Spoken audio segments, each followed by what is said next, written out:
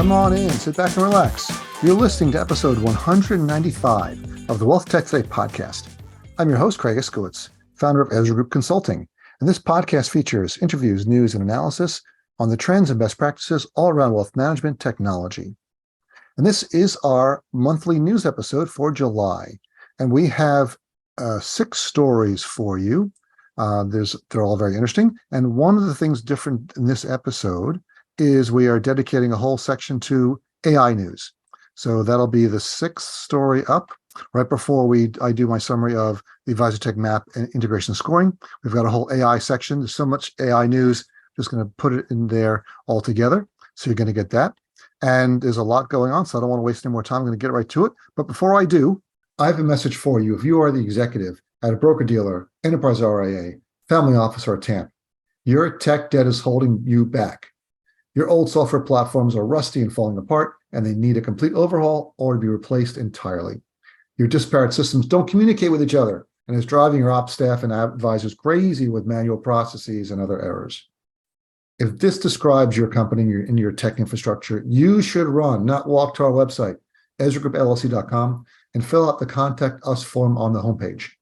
Our experienced team can evaluate your technology ecosystem, deliver targeted recommendations, optimize your existing systems and operations, or run an RFP, RFI, and help you implement new software to help take your firm to the next level. And a few quick housekeeping notes before we continue. We at Ezra Group support a number of nonprofit organizations that do fantastic work for a variety of causes. One you should check out is the Invest in Others Foundation, which you can learn more about at investinothers.org. Please subscribe to this show wherever you listen to podcasts so you don't miss an episode. And now, let's kick this thing off. Our first story, SmartX Advisory to launch a free managed account TAMP platform. So SmartX Advisory is a growing TAMP and technology provider, recently reaching over $27 billion in assets, and they've launched a free TAMP offering. But before we get into that, let me just go over what is a TAMP. There's been some confusion about that from what I'm reading. Specifically, we do a lot of research at Ezra Group all across the wealth management industry, but specifically TAMPs is one area we cover a lot in our research. And a TAMP, a turnkey asset management platform, offers a complete investment management program through the advisor's sponsoring firm, whether it's a broker-dealer, an RIA, or a trust company, or something else. Now, the definition of what constitutes a TAMP, it has to meet these requirements. First of all, it has to have their own RIA. If you don't have an RIA, you're not a TAMP, you're something else. You're some sort of tech provider, model marketplace, or something along those lines. You must have an RIA so that you can offer fiduciary services. So those services could include investment research, asset allocation, due diligence, manager contracting, portfolio construction, rebalancing, and trading. If we're not rebalancing, anyone can do, but it's the trading part. You have to be able to push the button on the trade to be a TAMP. Now, there's other non-TAMP services like performance reporting, recon, billing, and other services that don't require an RIA or any sort of fiduciary responsibility. And lots of firms offer those services. They're not TAMPs. They're just BPO, back office process outsourcers and things. So a provider of portfolio management software whose system can be used to run a TAMP is not a TAMP itself. I've heard the term platform TAMP thrown around. There's no such thing. Unless you are also a TAMP. You can be a platform provider and a TAMP like Envestnet or Orion and SmartX. They have technology platforms that you can use to run a TAMP, and they're also TAMPs. But for a company that's offering just technology, they're just a SaaS software provider like InvestCloud or Charles River or others that don't have their own Black Diamond. They don't have an RIA. They're just technology providers. Nothing wrong with that. We love technology providers, but they're not TAMPs. Even if their software is used by TAMPs, that doesn't make them a TAMP. Now, the combination of external market dynamics and internal capabilities suggests to us in our research that there's still opportunities for new TAMPs to gain market share in certainly the RIA segment, but even other segments as well. So we welcome SmartX coming out with a new offering. We're seeing continued organic growth in the RIA market. It's still the fastest growing channel. The RIA, a lot of RIAs are focusing on organic growth. Of course, there's tons of inorganic growth out there where firms snapping up RIAs left and right. So there's more outsourcing possibilities. And there's certainly gaps to fill, but we're seeing more competition, bringing parity to the market, which is good for advisory firms. Now, why do firms outsource? Why do they engage a TAMP? Why do they outsource their investment management? There's usually some combination of 6 different factors and reasons. Number one, scale. They feel they can scale better if they outsource it rather than having to keep hiring more portfolio managers and such. Excuse me, growth. Growth is number 2. Helps them to grow faster if they have other options. For example, the TAMPs could give them more options around different services they can offer to their clients. Expertise. TAMPs should be offering more, have better expertise in investment management since they're bringing in assets from all over and they're doing more asset management at scale. So they've got more expertise there than the average advisor would. Price should also be a factor. There should be a better price for a TAMP to do it than to do it in-house. Product offerings, things we call supermarket TAMPs that offer a wide range of managers, similar to SmartX, where they have a lot of managers available on their platform. So the product offerings are very valuable to advisors. And the user experience, how the offering, the ability of the service to provide a great experience for the advisor, to be able to go on, open accounts, see their performance, add restrictions and other things, basically interact with the platform. That UX is a good reason why firms engage a TAMP. There's another area, maybe under growth. So some TAMPs, like AssetMark as an example, offer white glove service to advisors to help them close deals. So an advisor maybe has a $5 million client, and that might be their first very large client. They could call the TAMP and say, help us with this proposal. And there are a number of TAMPs that will do that, help them put together a proposal for that client that matches their needs, and then help them close the deal because they're going to get the business. So that's part of growth as well as expertise. We call it a white glove offering. So what are we talking about? We're talking about SmartX offering a new platform called SmartY, cute name, which is a slimmed down version of their SmartX platform. They believe it will appeal to advisors who want to use models but don't have access to sophisticated UMA technology. It's a slimmed down version, and it only offers a limited number of strategies. So whereas the full SmartX platform has a couple hundred strategies available, SmartY will have fewer. They haven't announced exactly which ones. We don't know which ones. I could guess. I know Morningstar is an investor in SmartX. They made a $30 million investment in their Series D round in May 2022. And they agreed for SmartX to become their under-the-hood technology, replacing what used to be Fiserv APL, which is now InvestCloud Supermarket. That software is being replaced by SmartX. So that technology is being used there. But the SmartY technology supposedly is going to be a slimmed down version of that. But Morningstar announced there are some new managers, BlackRock, Clark Capital, Fidelity, T. Rowe Price, adding to the U.S. Wealth platform. So maybe it's going to be those managers on SmartY plus Morningstar. I don't know. It's just guessing here. As we mentioned before, SmartX has grown significantly over the past couple of years. They're over $27 billion. Their assets increased 44% into the first half of 2022. They have over 93,000 accounts on their platform, which is over 100% increase. Platform's doing really well. This is an interesting offering. Free platforms haven't traditionally done well that are just in terms of growth and market share. Although I'm not really sure what the end goal. Hopefully, they imagine the end goal is to push more business onto the SmartX platform.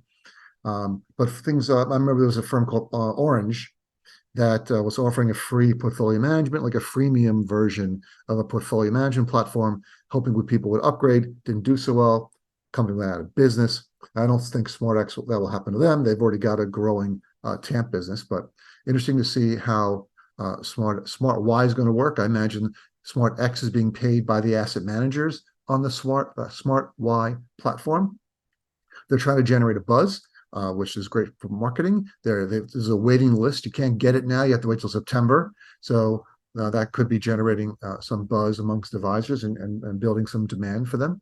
And it remains to be seen if the available managers that are going to be on the platform have enough star power to attract advisors. But I have no doubt Evan Rappaport, the CEO of SmartX, is a smart guy. He's done really well in the industry in building out his platform. So we're looking to see big things from the Smart Y offering.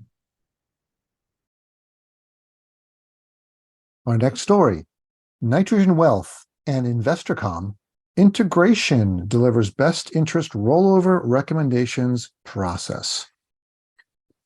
It's projected that in the next 5 years, around $800 billion of assets are going to roll out of employer-sponsored retirement plans and into RIAs. These rollovers will be a huge growth opportunity for financial advisors. Most white-collar workers accumulate the majority of their savings through employer-sponsored plans, so having access to these assets in a compliant way is going to be a huge benefit for advisors. Now, there was a recent SEC bulletin released on April 20th, which zeroes in on how advisors and brokers should comply with their care obligations when providing investment advice and recommendations to retail investors.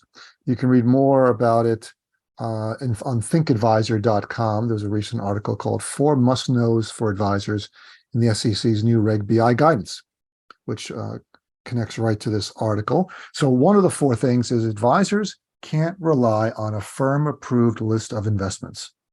Advisors must do their own analysis of the improved investment options on a client-by-client basis. This is a good reminder to firms and advisors as the use of approved lists of investments has increased since Reg BI. So what does this all mean? It means that having robust software tools is a requirement, table stakes now, for advisory firms to stay compliant with Reg BI. And back in May, SEC Chairman Gary Gensler said, Reg BI is a work in progress. And he expanded on that, saying there's more changes coming, and wealth management firms have to stay on top of that to remain in compliance. Now, we always like integrations. We talk a lot about integrations here at Ezra Group. So hearing about Nitrogen and InvestorCom piqued my interest. We had both firms, executives from both firms on the podcast just recently. Episode 193, A Growth Platform is the Glue in Your Tech Stack, with Aaron Klein, CEO of Nitrogen Wealth. And episode 188, Scaling Success, How Compliance Tech Drives Business Growth, with Parham Nasseri, VP of Product and Regulatory Strategy from InvestorCom. As I said, this is an interesting partnership, considering Nitrogen Wealth's recent big push to build their own compliance software over the past few years, including their own Reg BI tool, as well as building some compliance around their risk profiling capabilities. At their client conference last October, not that long ago, they launched a dashboard that allows enterprise firms to look across the entire company, whereas in the past, each advisor's risk profiles and assessments were discrete, and you can only look at it one at a time. They launched this dashboard, which we like very much, that you can look across the firm at all advisors and broken out by different segments and see which ones are out of compliance, which portfolios have drifted away from their risk profile.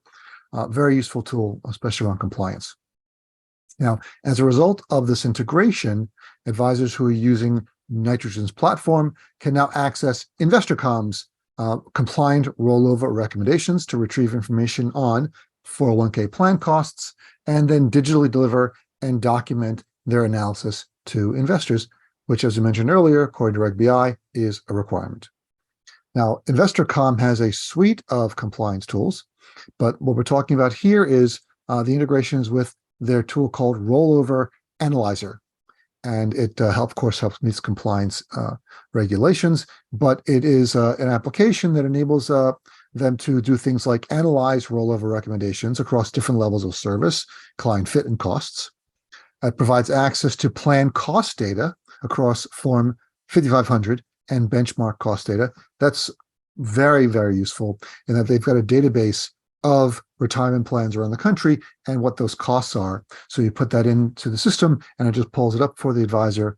Very helpful, especially for showing your investors and your clients that you're on top of what they have going on at their employers. The third functionality of Rollover Analyzer is it electronically documents and discloses the best interest recommendations to the client. Now, having Parham on the podcast, we also got a demo of some of the products. What we liked about it was it's a single workflow to analyze, document, and disclose best interest rollover recommendations to clients. Of course, it replaces manual forms and other manual steps and tools, which are cumbersome for the compliance teams when they have to go back and review and analyze hundreds or even thousands of clients. It auto-generates compliance text that provides the reasons why that support the advisor's decision-making. It's a cool feature. They also can input the client's 404A5, look up employer-sponsored plans. I mentioned that the Form 5500 database, I said that already. It has end-to-end digital disclosure and documentation and generates a plain language disclosure report, which every client, I know I prefer plain language from my advisors as well. If you want more information about this suite of compliance tools at InvestorCom, go to investorcom.com. And for more information about their new growth platform, go to nitrogenwealth.com. Let me just take a quick break from this interview to talk about the Invest in Others charitable foundation. I'm fortunate enough to be participating in this charitable organization, and they give me the honor of every year helping to judge some of the charities that are going to be awarded money. And you can get money for your charity if you are a financial advisor or an advisory firm. And you can also participate in a program that Invest in Others is running called the Charitable Champions. This recognizes financial advisory firms that give back to their communities. Let me just read a little bit. This is on their website, investinothers.org. The Charitable Champions recognizes financial advisory firms that give back to their communities by promoting a culture of philanthropy amongst their financial advisors and staff. You can submit your firm name to the organization. The application is already open. The deadline is July 7th, and the winners will be announced August 16th. Submissions will be evaluated blindly by a panel of advisors based on criteria including leadership and culture, events and activities, incentives, contributions, and impact. Now, I'm not a judge on this. I judge usually advisor charities, and it's very difficult to do that kind of judging because they give us 10 charities with 10 advisors, and we have to decide which advisor gave the most back to their charity and helped them the most. It's really tough, but all the money is going to a great cause. So please go to investinothers.org, and if you are running a financial advisory firm, sign up for the Charitable Champions list.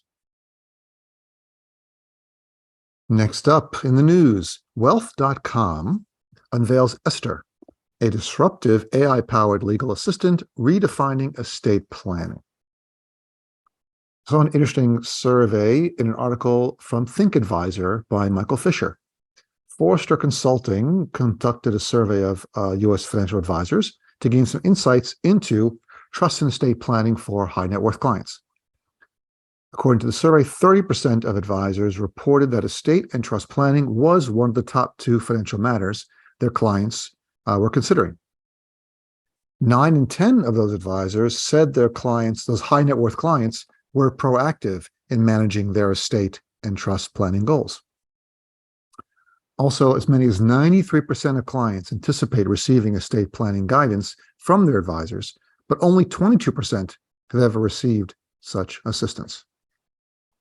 So that leads us to Esther, this AI-powered legal assistant from Wealth.com. Now, Wealth.com, interesting enough, this is their first software product that we've seen. So, of course, I work on the WealthTech map with Michael Keatses, and every month we get new vendors coming to us saying, hey, take a look at our product. Can we get on the map? One of the main requirements for being on the map is that you have a software product to sell. I know it sounds silly. Why would someone call us if they don't have a software product to sell? Half the firms that we get every month almost aren't software companies selling a software product. They're service companies that happen to have software that supports their service. Now, there's nothing wrong with that. We are very much into the advisor ecosystem in general, whether that's software or services or other capabilities being offered to advisors. But this particularly WealthTech map is only software. So I know Michael's thinking about doing a services map sometime in the future. So that's where those types of things would go. So, for example, TAMPs aren't on the map unless they also sell some standalone software. For example, InvestNet or Orion are both on the map. They are TAMPs, but they also have standalone software products which they sell. That's a long way of saying that Wealth.com had asked us to be on the map previously, but they're mainly an estate planning service, not WealthTech software. Until now. So now they've got just launched this new software product called Esther, which they're calling an AI-powered assistant for estate planning. They say it can understand specific goals from clients and the intricacies of existing estate plans and can help clients navigate and update their plans over time. They say it's conditioned with both short and long-term memory, enabling it to incorporate a client's previous actions into its responses. Now, I haven't seen a demo of this yet, so I'm not sure exactly what it does or if it can really effectively guide clients and answer questions for them and give them proactive advice. I haven't done a deep dive on whether it's actually AI or not. And that's one of my pet peeves about technology. I'm sure you've seen the rush of firms claiming they've got AI this, AI powered that. And honestly, just between you and me, most of it is not AI. It's just some sort of rules engine or just normal software, a bunch of if-then-else statements, which they say is AI-powered. Now, I did notice in the press release for Wealth.com, they mentioned that it is using some sort of LLM or a large language model that's been trained with their own estate planning data. So at least they mentioned that. I'd like to see if that's true or not. I've to talk to them about it. Their founder in the press release even mentioned my pet peeve. He said AI is everyone's trend. However, it's important to distinguish between AI that's the buzzword in a deck versus real AI that's actively trained and harnessed by experts to deliver scalable value. I agree with you. And that's I apologize if I messed up your name. Danny Lorfink, Lohrfink, co-founder and chief product officer at Wealth.com. So I'm with you, Danny. I'm concerned about AI that's a buzzword on the deck versus AI that's really actively trained. So I'd love to talk to you and find out more about how you've done this with Esther and what it can do. And if it's really software and you're selling the software, or is Esther only for your existing clients? So there's others available in this space. If you look at the WealthTech map, there's others in the estate planning category. So Wealth.com is going up against firms like your eFolio, of course, and MoneyGuide Pro Elite, eMoney Advisor, Encore Estate Plans, Naviplan, FP Alpha. If you want more information, you can go to wealth.com. Just that easy. Next up, Fidelity Investments, crypto for wealth managers, coming within months. The CFA Institute's survey for financial advisors on crypto assets, which was published this February, had some interesting statistics about cryptocurrencies. Only 7% of advisory firms surveyed allow solicited sales of crypto assets or digital assets to their clients. And only 14% of advisors say they would recommend crypto assets to their clients, even if their firm allowed it. Now, this number jumps to 38% from 14% for newer advisors, those with less than 5 years of experience. 56% of advisory firms have observed an increase in investor interest in possibly investing in digital assets over the past 12 months. But only 43% of advisors are comfortable even discussing digital assets with clients or prospects. Now, those newer advisors, those with less than 5 years experience, are much more comfortable and confident in discussing digital assets with clients or prospects. So Fidelity Investments is continuing to dive deeper into the crypto space. They've been doing this for years. Fidelity's digital assets division, which is their crypto dedicated subsidiary, launched back in October of 2018, so almost 5 years ago, with the goal of creating crypto services for the investment companies, institutional and sophisticated investors.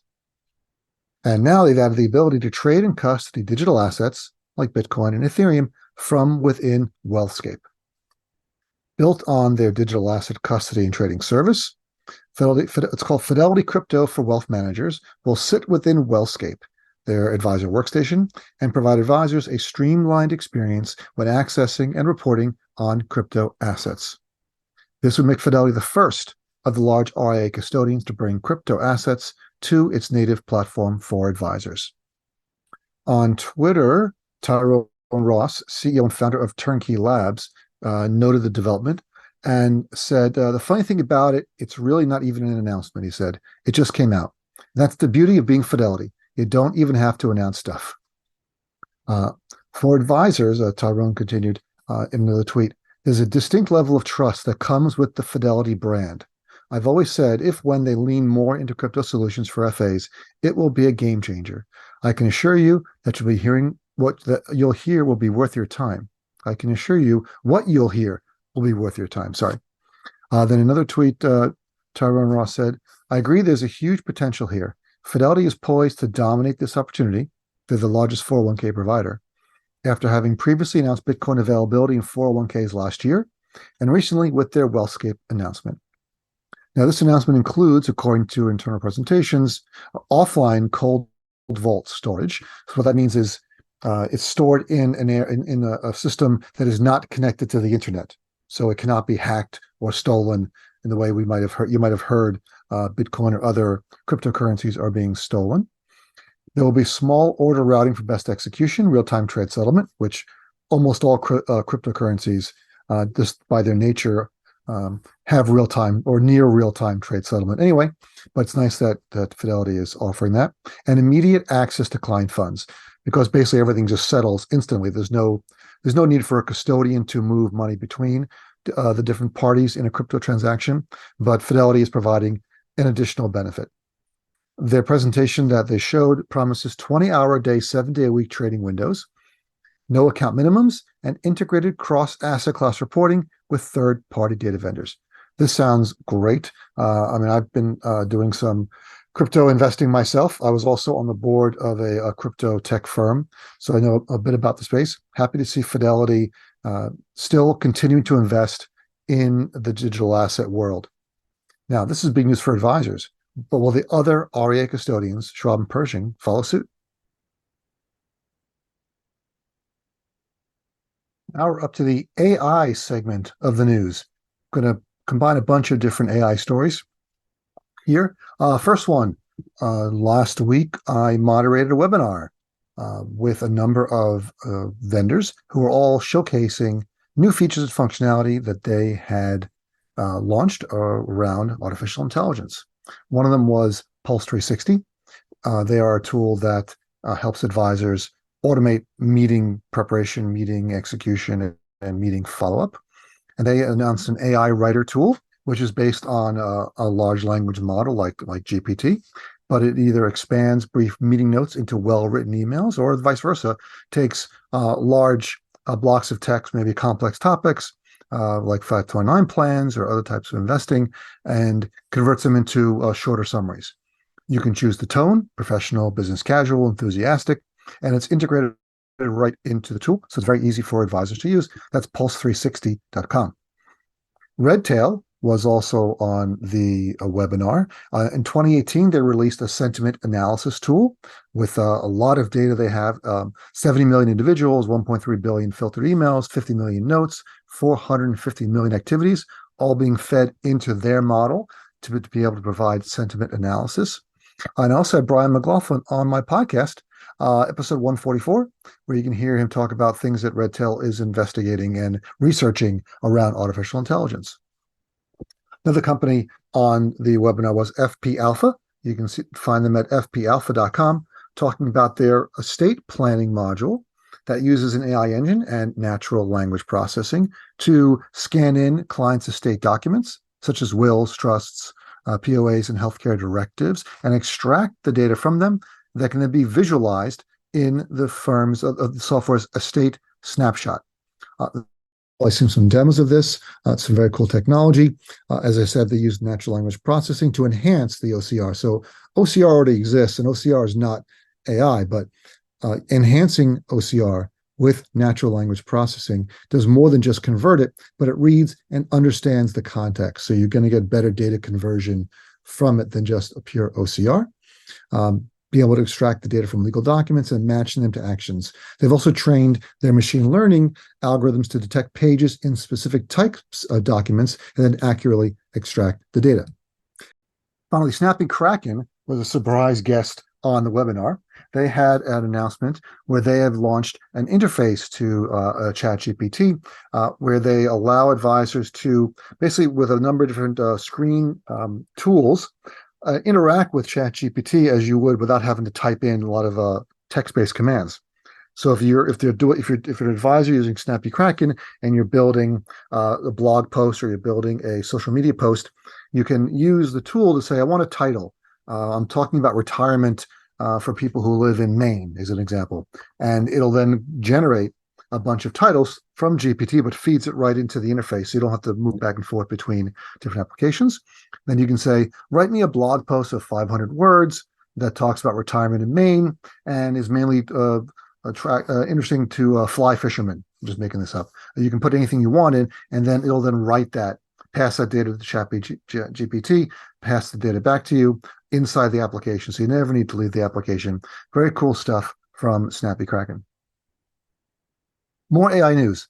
The SEC's Gensler warns AI risks of financial stability. Just a quick quote. AI may heighten financial fragility as it could promote herding, with individual actors making similar decisions because they're getting the same signal from a base model or data aggregator, said the chairman of the SEC in remarks prepared Monday before the National Press Club.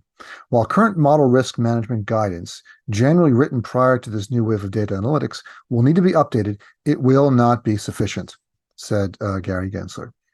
So, of course, I think they're just throwing anything out there to make it seem like they understand what's going on and they're on top of things. But that's just a silly thing to say that AI could promote herding. We already have herding. There's anything with the news that's out, any social media driven trend generates herding. AI, I don't think, is going to change that or cause more or less herding behavior in investors. Another AI story, Worm GPT. Days after Meta, formerly Facebook, open sourced their large language model called Llama 2, some hackers created what they're calling Worm GPT, which is an AI tool to help cybercrime.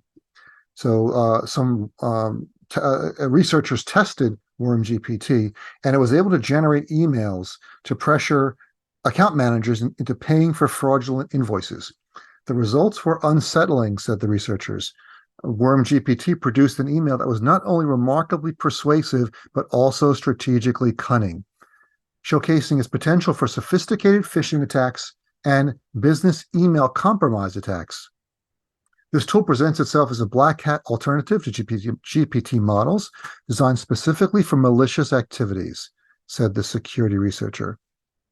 Generative AI can create emails with impeccable grammar, which makes me very nervous for a lot of my clients and my friends and family, since one of the ways you could find some of these phishing emails was because the grammar was always terrible, spelling was bad, so you could delete it right away. But now with these large language models, it's going to be harder. So please be careful, please look out, make sure your malware is up to date, and you let people know to don't click on anything and double check anything you get in email. And now we're up to my favorite part of the news, where we cover changes to the WealthTech map and updates on the Ezra Group WealthTech integration score. Now, as you know, these two subjects are linked because when Michael and I add new applications to the WealthTech map, we then score them with the WealthTech integration score, and then those scores get passed back to the Keith's WealthTech directory. So it's one big circle, one big happy family here. In the WealthTech map updates that we just made in July, there's a new category, specialized planning equity compensation. And that's going to have stock opter and my stock options, as well as Trayecto. I'm sorry, I'm spelling it wrong. Trayecto, Trayecto, Trayecto, specialized planning equity compensation. Now, in case people are wondering how we decide to make new categories, the minimum number of applications we need to get a new category is 3. So once 3 applications come out that don't fit anywhere, then Michael and I are pretty much going to create a new category like we did for specialized planning equity comp. So that's good to know in case you're a vendor out there wondering why your differentiated application isn't in a new category. We're waiting for 2 more vendors to come out doing the same thing. We added a bunch of new products. 1, 2, 3, I think 8. 8 new products were added to the WealthTech map this month. Let's go and quickly review them. Amplify Reviews. It was put into digital marketing. Amplify Reviews is a very interesting product. It was founded by a company, by founders, serial entrepreneurs, who had founded a company that did healthcare reviews for physicians. And that company was very successful, and they sold that, and they took the same idea now to advisors. So it's a compliant online reviews for financial advisors, and it's a way that advisors can send invites to their clients and have them write reviews that then get reviewed by compliance and then can get posted on the website. Or not, you don't have to post them if you don't like them. And so the advisors are in complete control of those reviews. But if you do post them, then Amplify Reviews can manage them on your website, display them, and get more reviews. So they believe that reviews will soon be a very important part of advisor marketing. Amplify Reviews, and it's amplifyreviews.com. I just mentioned Trayecto, which is for equity compensation. So it's Trayecto, TRAYECTO.com if you want to learn more about their ability to help advisors help their clients with equity compensation issues.